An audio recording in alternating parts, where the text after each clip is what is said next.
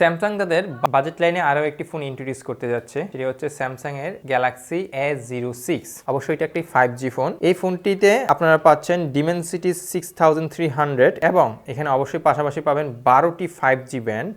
আর এই ফোনটিতে আপনারা পাচ্ছেন 4টি মেজর ওএস আপডেট। আর বর্তমানে আপনারা পাচ্ছেন এটি Android 15 উইথ 1 UI 7 OS এ। আর এখানে একটা কস্ট কাটিং তো অবশ্যই আছে। কস্ট কাটিংটা হচ্ছে এখানে আপনারা পাচ্ছেন 6.7 ইঞ্চি TLS ডিসপ্লে এবং এখানে আপনারা পাশাপাশি পাচ্ছেন IP54 এর সাপোর্ট।